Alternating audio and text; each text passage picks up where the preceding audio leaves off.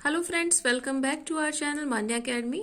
जैसे कि आप जानते हैं कि हमारी 1000 स्टेटमेंट की सीरीज चल रही है जो कि कवर करेगी पूरा ब्रिटिश लिटरेचर और इंडियन लिटरेचर और जितना रिमेनिंग आपका अफ्रीकन अमेरिकन जर्मन लिटरेचर है, सब कुछ इंग्लिश लिटरेचर इसी में क्लियर हो जाएगा, आपका कवर अप हो जाएगा। और ये उनके लिए है जो टीजीटी और पीजीटी की प्रिपरेशन कर रहे हैं। तो ये रिवीजन सेशन हमारा चल रहा है। आज हमारा 7th जो है वीडियो ये है इस पर। और अगर आपने चैनल को सब्सक्राइब नहीं किया है तो सब्सक्राइब कीजिए, आपकी रिवीजन हो जाएगी। नहीं करना चाहते सब्सक्राइब तो कोई बात नहीं है, पर वीडियो को देख लीजिएगा, आपके काम आ जाएगा अगर आप किसी भी टीजीटी पीजीटी का एग्जाम दे रहे हैं। और आगे हम जब एचपीएससी का एग्जाम आएगा तो बहुत डिटेल में वीडियो करेंगे। यहाँ पर सिर्फ स्टेटमेंट आपको देखने को मिलेंगी, आपकी रिवीजन होती चली जाएगी। ठीक है, चलिए शुरू करते हैं। Steps to the temple is a poetical work by Richard Crashaw which shows his admiration and indebtedness to the poet George Herbert who wrote The Temple। अब यहाँ पर जॉर्ज हर्बर्ट ने लिखा है द टेम्पल और रिचर्ड क्रैशो ने steps to the temple. ये difference है, आपको याद रखना है। और द टेम्पल से इंस्पायर होकर ही रिचर्ड क्रैशो ने स्टेप्स टू द टेम्पल लिखा है। Absalom and Achitophel and MacFlecknoe are allegorical satires by Dryden। In Absalom and Achitophel, Absalom represent the Duke of Monmouth and Achitophel represent the Earl of Shaftesbury। ये याद रखना है, ये बिल्कुल direct question आपसे exam में पूछ लिया जाता है, बहुत बार आया भी हुआ है। Absalom and Achitophel allegorically discusses the exclusion crisis through the depiction of the Old Testament story of Absalom's rebellion against his father King David with the help of his father's advisor Achitophel।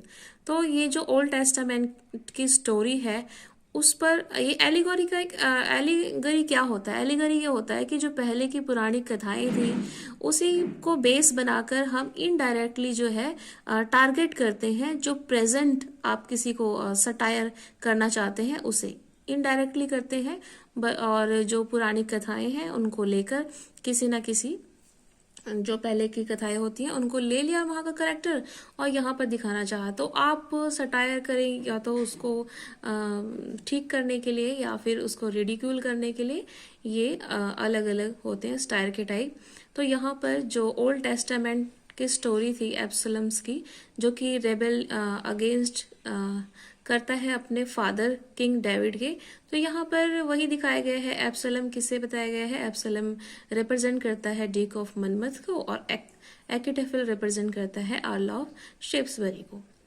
आगे है mister worldly, wise man, faithful, hopeful and giant despair are allegorical characters in John Bunyan's the pilgrim's progress.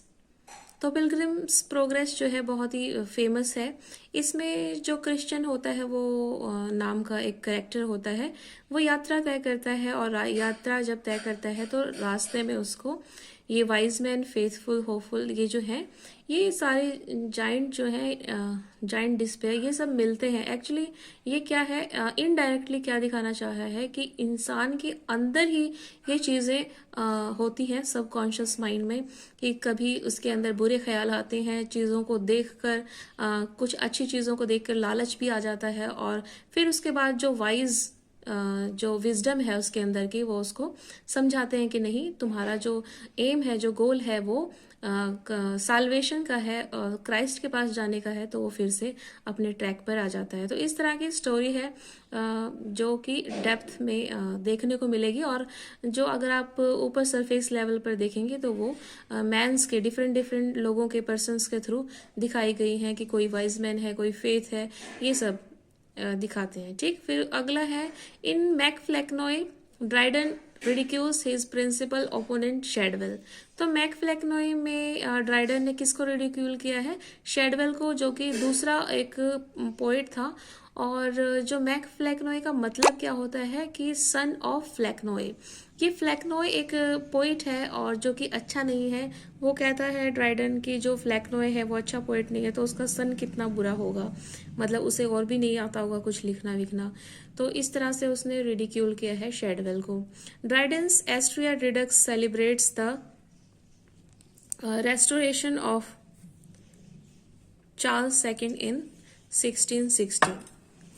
तो Dryden ने अपने Astria Redux में celebrate किया है किसको, Charles second का जो रेस्टोरेशन फिर से आ गया था उसे।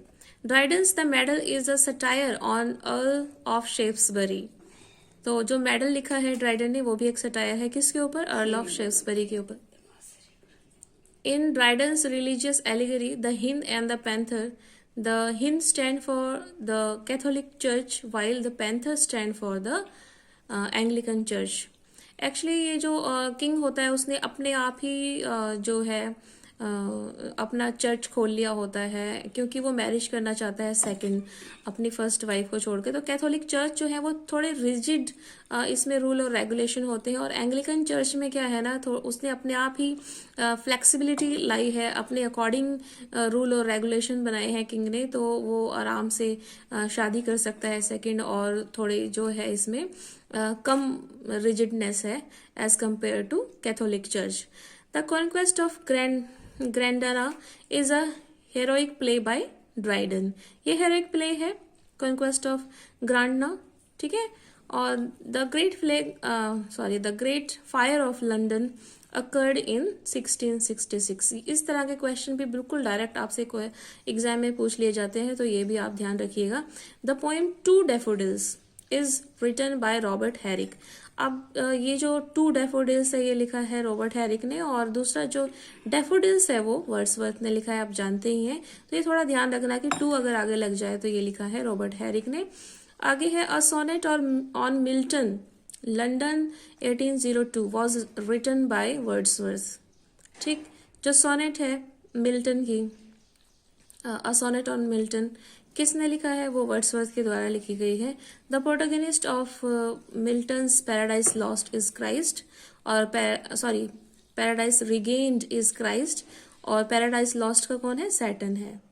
Milton's on his blindness is a sonnet that laments the loss of his eyesight. तो ऑन हिज ब्लाइंडनेस उसने अपने आई साइट के लॉस पर लिखी है। और Milton style is popularly called the grand style.